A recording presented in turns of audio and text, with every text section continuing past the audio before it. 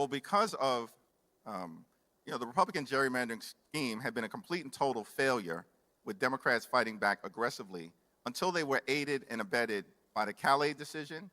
and an egregious decision by the Virginia Supreme Court, 4-3 decision, partisan decision, completely unacceptable, to overturn the will of more than 3 million Virginia voters. Now, we're still going to win 2 seats minimum in Virginia, and then we're going to work as hard as we can in advance of 2028 to restore that 10-1 map,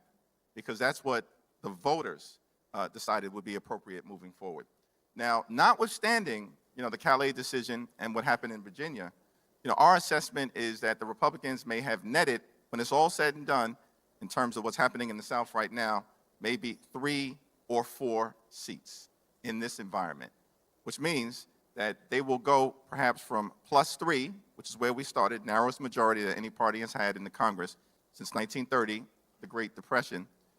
to maybe +6 or +7. Keep in mind, when we won the House back in 2018, and we're in a 2018 type of environment right now, as poll after poll, private and public, continue to show,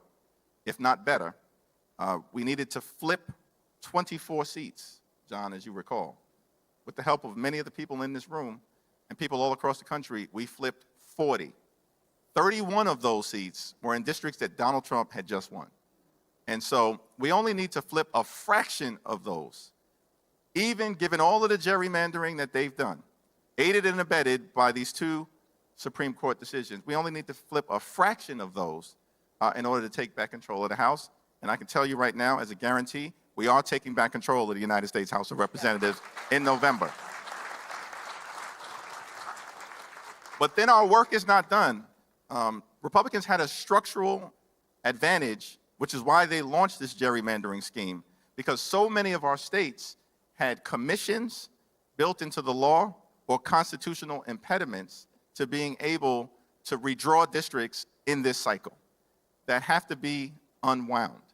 And in most state legislatures, California was an exception, it takes 2 consecutively elected legislative bodies before you can bring something before the voters or do it in the state legislature, which means that in states like New York and New Jersey and Washington and Colorado, and we'll add on top of that Oregon, Illinois, and Maryland, we'll have at least 7 states that we believe we need to respond in advance of 2028 to what they are doing in the Deep South, to wipe out any structural advantage that they're trying to get themselves in advance of 2028. And we'll have some opportunities